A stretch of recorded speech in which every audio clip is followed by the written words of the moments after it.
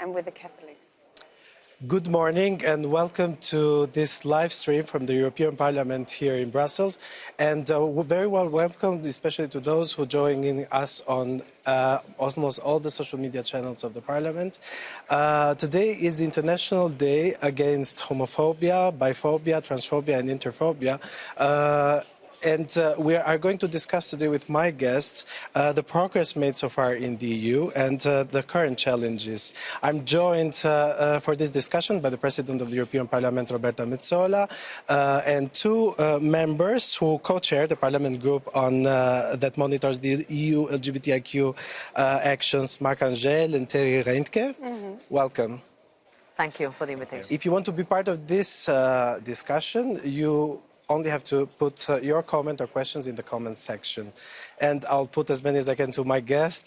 President Metsola, what, in your opinion, are the most pressing issues today when it comes to LGBTIQ rights in the EU?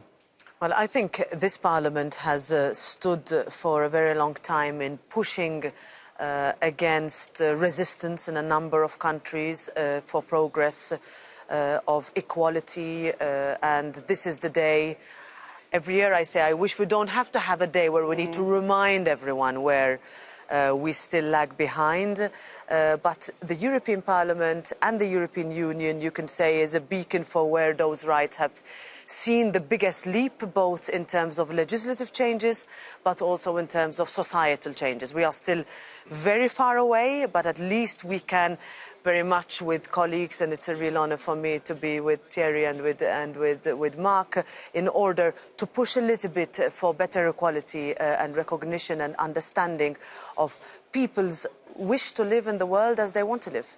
Stryber on Instagram is asking, what is the Parliament doing? Can you mention a few legislative actions that the Parliament has taken recently to combat these forms of discrimination? Well, we can make a distinction between the political actions. So, for example, some ones of symbolism. Today, for the first time, on all our offices across the world, in all the member states, but also here in Strasbourg and in Luxembourg, we are flying the flag on all our buildings. And we have also taken the decision that this will happen automatically every year without a specific decision to be taken. Secondly, we have a number of internal decisions whereby, as an institution, we still need to do much more in order to help rainbow families grow with the children and how they need to receive the same rights as anybody else, irrespective of their marital status or gender status at home. So a lot of work is being done in that regard, and we have very, very good staff organizations, but also members that push for more rights. And then, of course, we are always the first institution to condemn attacks in other countries, but also in member states. And you cannot imagine how often we find ourselves together and say we have the perfect laws on paper, but still people are being attacked in schools, they are being bullied, they are being isolated, and there isn't enough training, education, but also, let's say, pushback against any attempts to sideline or segregate and isolate. And that, I think, is where the European Parliament needs to push much more. And I'm looking forward to the next 2 years, and maybe when we meet again in 1 year's time and look at what the intergroup, which is a group that brings members together from all political groups, as to where we have arrived and where we still have to go. Mr. Angel, do we have a reason to celebrate, one more reason to celebrate this year? What progress has been made in combating hate and discrimination against the LGBTIQ community? We have a reason to celebrate, but we also have a reason to be sad, because there is backlashes in some countries. But today I want to be positive, and I want to say that in the European Parliament we have had 91 resolutions since the beginning of the mandature which were specific LGBTI, or where there was some articles concerning LGBTI people. So we've been very active, and I think that is a reason to celebrate this active European Parliament when it comes in defending LGBTI rights and when it comes to protecting LGBTI rights. we also are very happy that this commission now has for the first time a commissioner for equality, and this is important too. And the commission president is also very much committed, Mrs.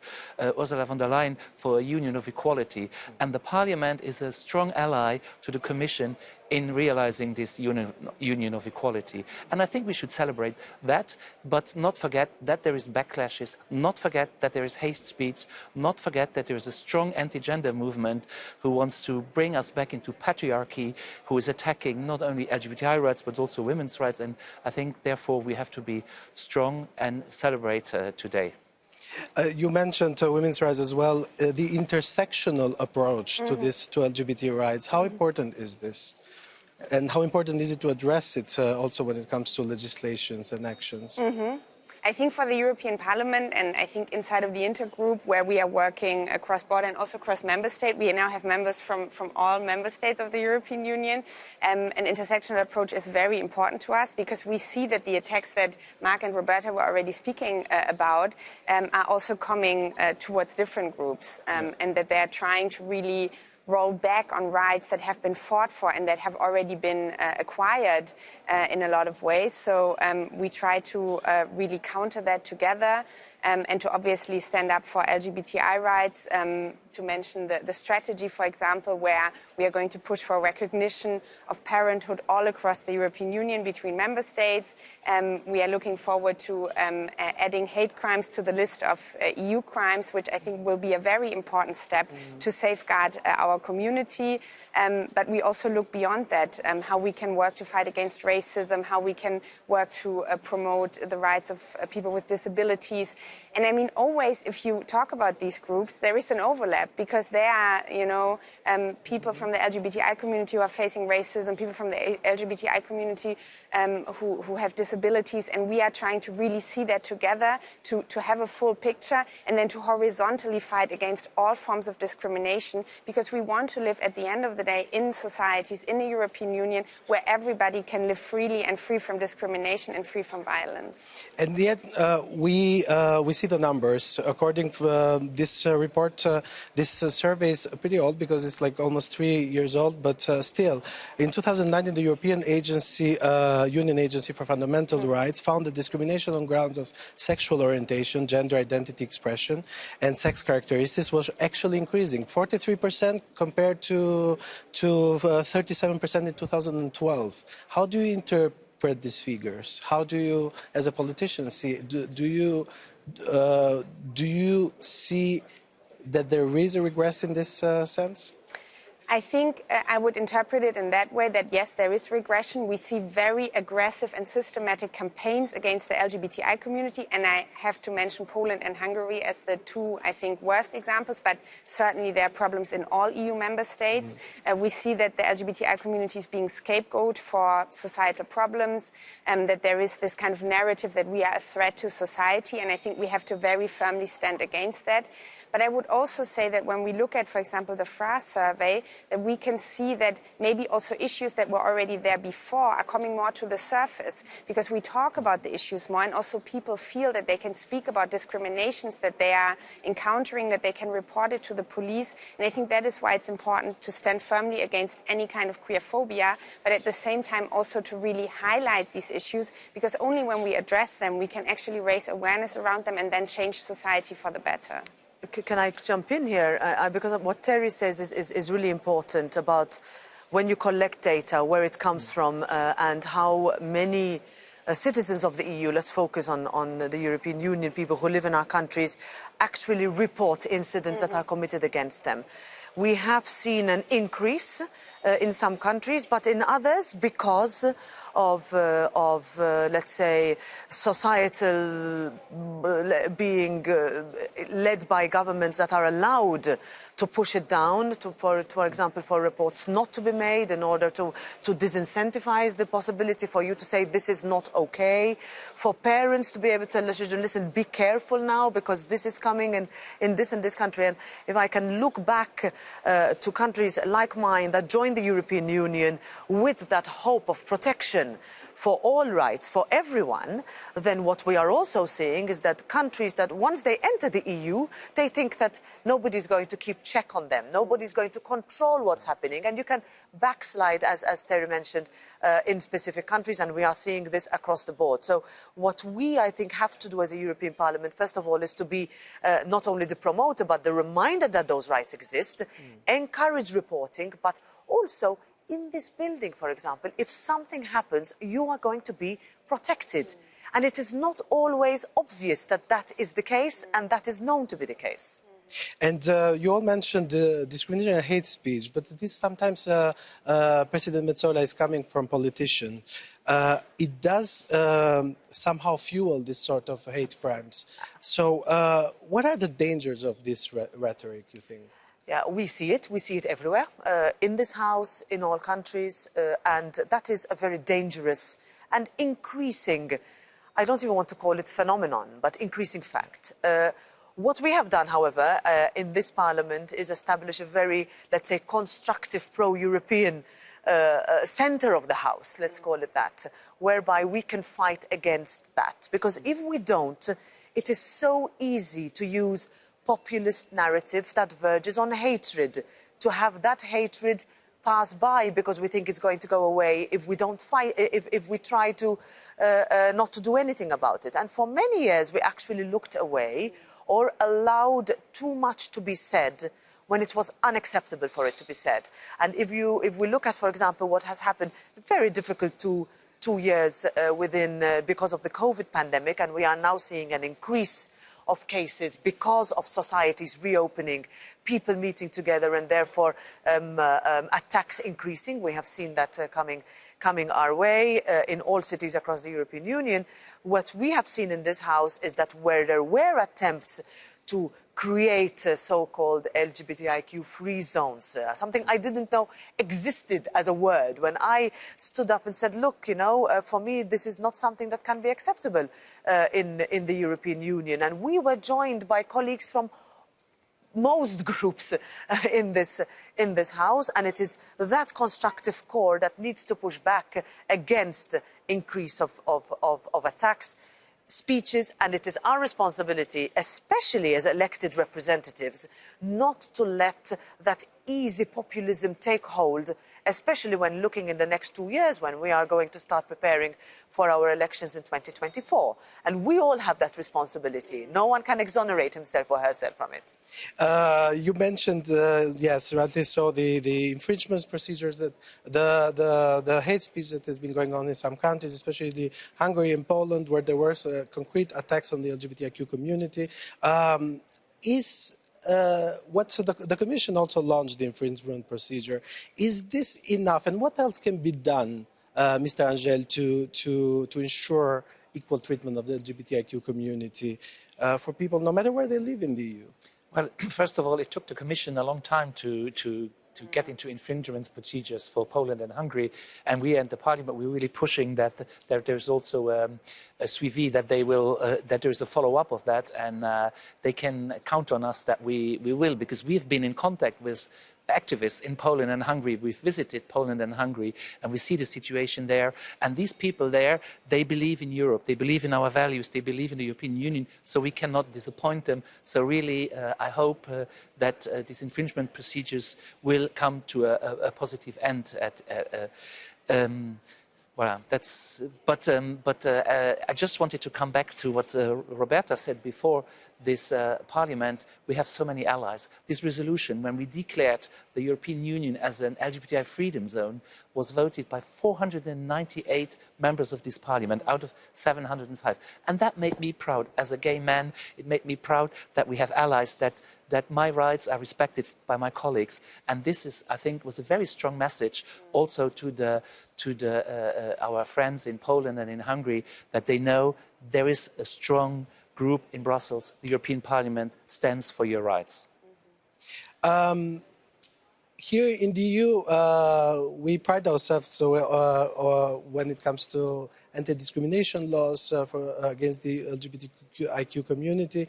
But as member states have different legislations when it comes to free movement of families, for example, it is often difficult for these rainbow families to move from one country to another and exercise their treaty rights, for instance. I mentioned here the case of Bulgaria. There was an ECJ ruling on that. What can we do to defend the free rights of movement, or their treaty rights, actually, for couples, for rainbow couples who find themselves in difficulties, and sometimes their children risk becoming stateless? Can I first start by saying you're right that the European Union has come a long way in terms of anti-discrimination policies, and especially coming from a conservative member state like Germany. Germany wouldn't be where it is today fighting discrimination if it wasn't for the European Union. I think that has to be said.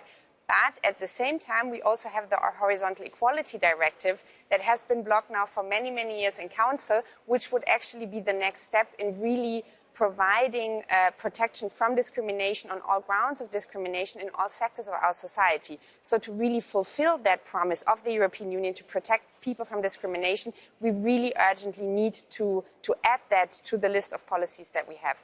But you're absolutely right. We have a very specific challenge for rainbow families. And I mentioned already in the strategy, there is a very positive proposal that the member states are supposed to recognize parenthood. So, for example, birth certificates, adoption certificates between each other, so that we don't create a situation where a family just exercising their right to freedom of movement moves from, I don't know, Finland to Poland, and then maybe loses their legal status towards each other. So we really want to make sure that this changes. But if I may add, the intergroup in the European Parliament would also like to extend this not only to parenthood, but also to partnership, because we believe, obviously, there is a very specific protection needed for children, but we also don't want, for example, couples who are married in one member state to move somewhere and then not be married anymore in that other member state. So I think that there is still a lot of work to do to make sure that all people in the European Union, including rainbow families, can really fully exercise their right to freedom of movement as EU citizens. If I could come in here, please. The petition committee of this parliament has been very active on the free movement of rainbow families. And we have this fantastic European Parliament research service, which made a fantastic research document of about 100 pages on the barriers to free movement of rainbow families. So, and then we voted a resolution, again, which had a good majority here, where we asked for this directive, and the Commission has promised it. So the Parliament is really also defending the rainbow families. I can maybe draw parallels with what happened over 10 years ago in a not a similar, but on the way. I remember one of the very first report I had to shadow in this house was Ulrike Lunacek's report in 2013, which was the roadmap against homophobia. It was difficult to get that through with the majorities that we wanted to have. And if you compare the wording, how much, let's say, less ambitious it was, because that was the maximum that the Parliament could achieve, which led to then the Commission coming back, as Mark mentioned earlier, you know, with the current programme, with a commissioner dedicated to equality, and Helena works very well and very much in that regard. But if I also look back from a legal perspective, so I talk as a lawyer now, we have been struggling in the European Parliament, for example, and we did that for years, to recognise divorce judgments from one country to another. Yeah. That took almost 10 years to achieve. Maintenance, in other words, when you divorce, who pays for children? Which of the spouses would pay for the children if they move country? And that is fundamentally what we have said as EU member states, that what a judge in Luxembourg gives as a decision, a judge in Malta needs to execute. Doesn't always happen, and that is not possible. As you mentioned, it's not a treaty right, but it's a regulation right. In other words, there are regulations that oblige member states to do that. And if you think about who is suffering, you have people who simply want to have their union recognized from one country to another, to have access to social services, to health, to education, to, as we have seen in a pandemic, we had a lot of cases of families that got stuck in countries where their rights and their status was not recognized. We are in 2022. I think we can really finally say that if there is one country in the European Union, we share the values, we push for that, same principles, same fundamental rights, they have to be recognized elsewhere and enforced, more importantly, because also, as Terry said, it's not always about the children who have a right to the family life that they enjoy in the country where they were born or where they are being brought up, but also with people who have chosen a union that is recognized and legalized in one country that has to be recognized by another. No excuses. It's not possible to accept that. And one of the Commission's LGBT equality strategy, one of the main pillars is the EU's role in the world and the promotion of human rights. In your opinion, do you think safeguarding the human rights and LGBT rights in particular should be at the heart of EU's external policy? This is something that is at the core of our external policy, and in fact, I spend a lot of my time meeting with representatives from countries outside the European Union, where, of course, the recognition and the rights and the protection is far behind what the European Union has done. And in fact, that is why it is so important when we talk about the European Union as being a safe shelter for persons who are escaping persecution in member states because of their sexual orientation. This afternoon, in fact, I will have a meeting with a Ugandan LGBTIQ activist who is going to send that message that the European Union needs to continue to be that beacon of the world that protects and shelters. That's why also we push in our trade policy, trade policy for very strong human rights chapters. And even now we are working on a modernization of a trade agreement with Chile, where we have even a gender chapter in it. And I think that's the future, to also put that in our trade policy, because we cannot tolerate that there is countries where LGBTI people are persecuted, even, that there is still countries where there's a death sentence for same-sex relations. And can I add that especially... May I just add that you have been very vocal also when it comes to non-EU countries like Turkey and other Balkan countries. Is it also important to make sure that these rules, the rights and fundamental rights of people are safeguarded when it comes to also dealing and negotiating with potential candidate countries to the EU? Absolutely. I think that the safeguarding of fundamental rights, rule of law, democracy has to be a priority also in accession negotiations. And I think that we have come a long way there as well, because I think it didn't used to be a priority as it is now, because I feel that now when we speak, for example, about the accession of countries from the Western Balkans, when we speak about our relationship with Turkey, this has become much more of a topic that is being discussed.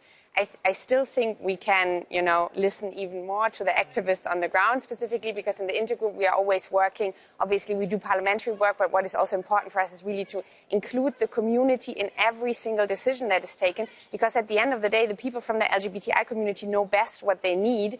So I think that there we can even do better, especially when we talk about accession. But if I can just add the thought, and I think that this is also true for accession, the Western Balkans, Turkey, now Ukraine.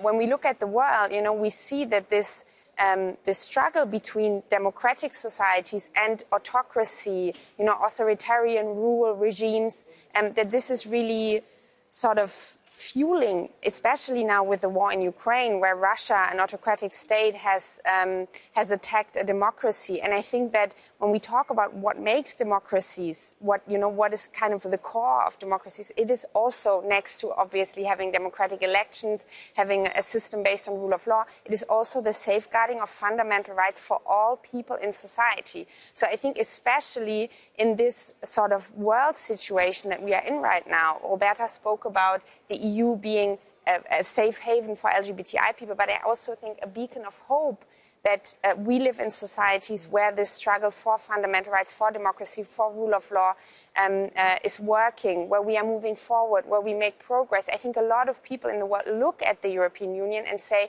it's working there, and this also gives us hope that we can move forward with this. So I think that this makes our work inside of the European Union, but also outside in the external relation regarding LGBTI rights even more important. Thank you. Mr. Angel, we have a question from Instagram from Sam, who says, has the EU made any progress in combating hate and discrimination against LGBTIQ community? How can we educate? How can the EU help to educate people on LGBTIQ issues to make this our societies more inclusive? Well, progress, certainly we have done it. We've talked about the progress. And when it comes to education, I think and this is something we as a parliament also defended in many resolutions. It's very important that in schools, in all the member states, we have comprehensive sexual and relationship education, not only sexual education in the way how to not become pregnant or to become pregnant, but the whole relationship around it. And comprehensive sexual education means also talking about trans identity, about gender identity, about intersex people. So to informing is very important. And from every age, this education has to be age adapted. And this makes young people also much more resilient against attacks. It helps building up prejudice. And I think this is very important, that it starts in school very early, educating that LGBTI rights are human rights, women's rights are human rights, and not tolerate that some political leaders with hate speech try to divide the societies, but bring societies together. You know, fighting for LGBTI rights, it's not that we're fighting for extra rights. It's just fighting for non-discrimination, fighting to have the same rights as every other rights and obligations as any other EU citizens. That's what is the fight for LGBTI rights. How important is it to have representation, not only in politics, but also in art, media, and etc., in institutions? How important is it so that we can give a message to young people out there that it is possible, that their freedoms are safeguarded? Representation in terms of activism, or representation in terms of having LGBTIQ politicians who are more active in politics, but also not only, also in other areas. I have met so many politicians from my country and in other countries who are part of the LGBTI community who tell you, I can't say.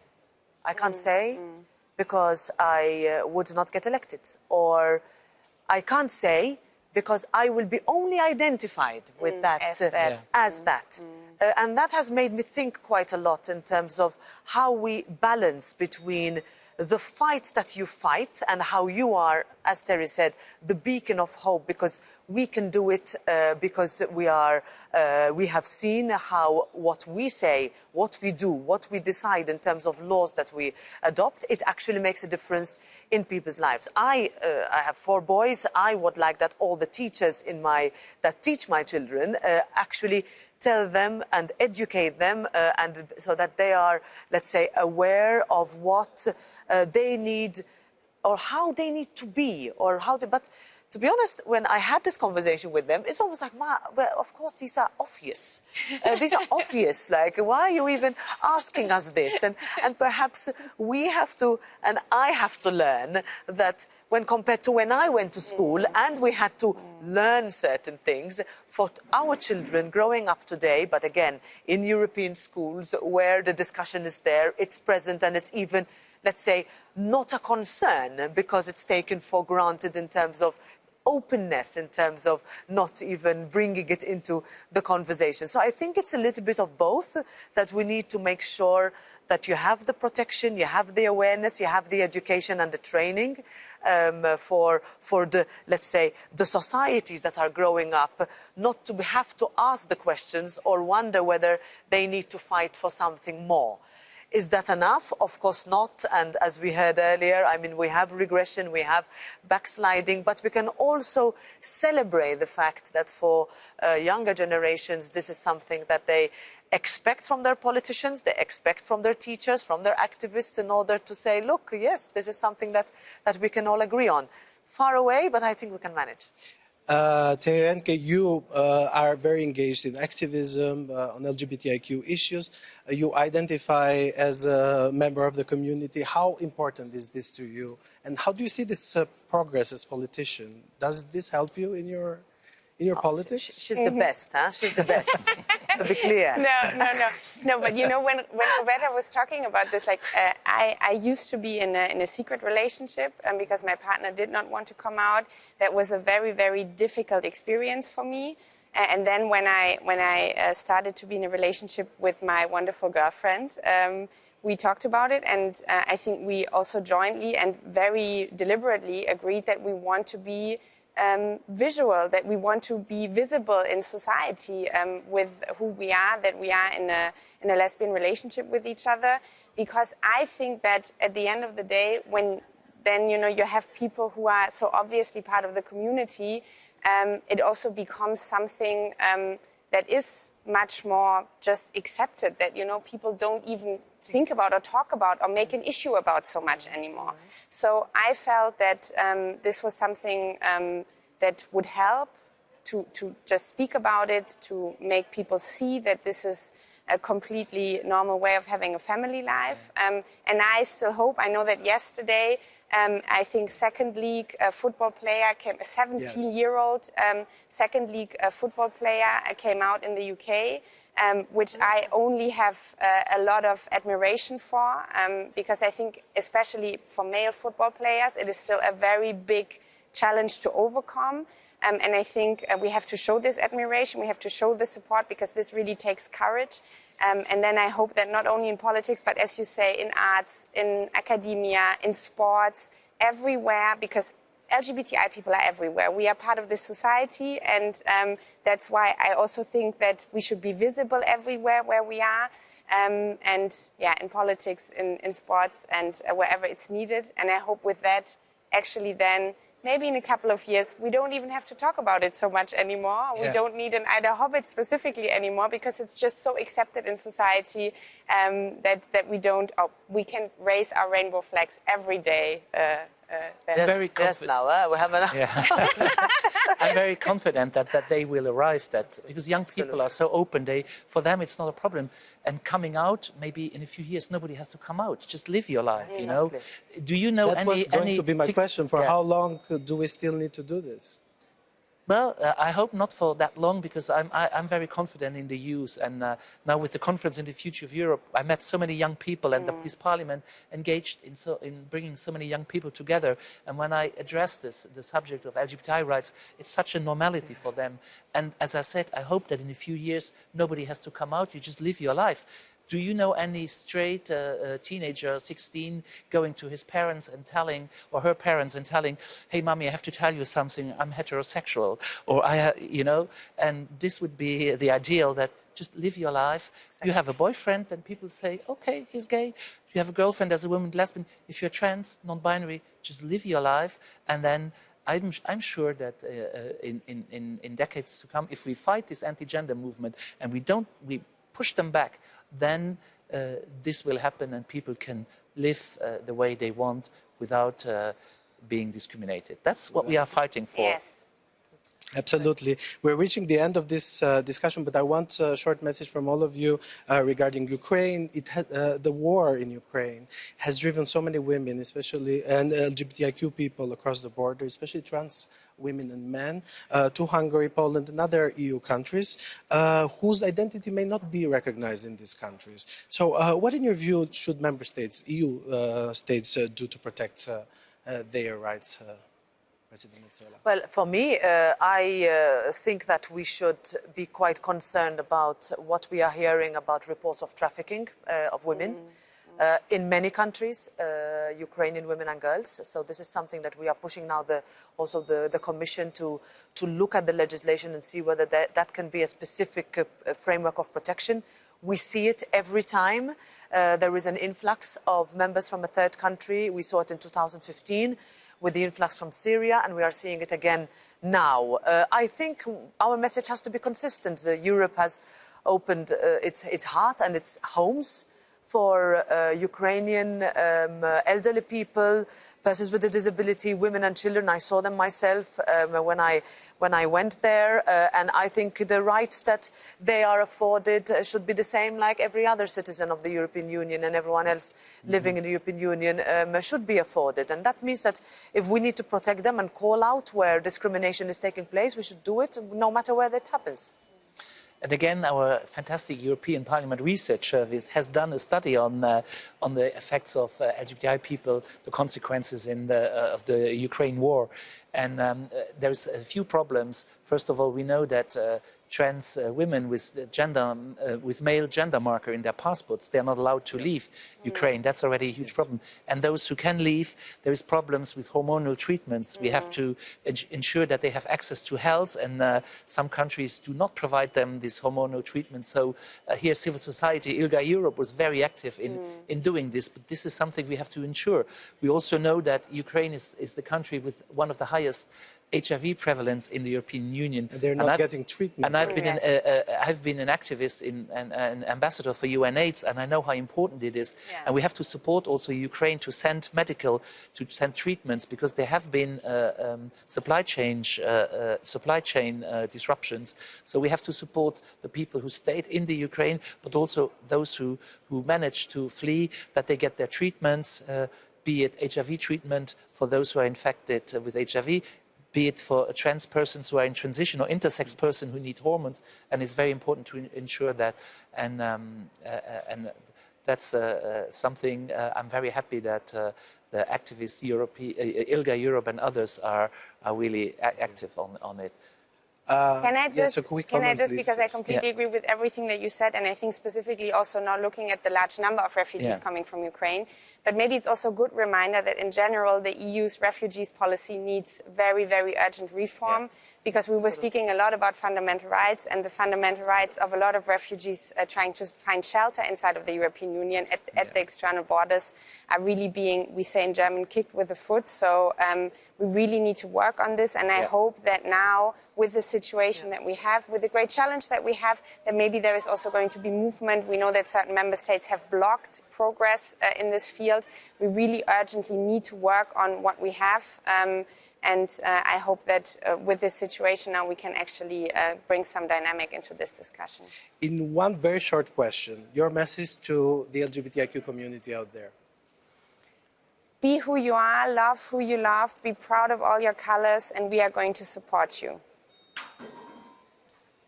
We, as a European Parliament, are here to be your beacon of hope, and we will not let you down. You're welcome in the European Union. Thank you very much for this discussion. I really appreciate it and enjoyed it. I will finish this live stream with a comment from one of our viewers from YouTube, Cosmane, if I'm not wrong. No one should be disadvantaged because of their gender. All people are equal, and everyone should be given the same chance. Thank you very much for following this discussion, and see you soon in future live streamings. Thank you, Robert. Thank you.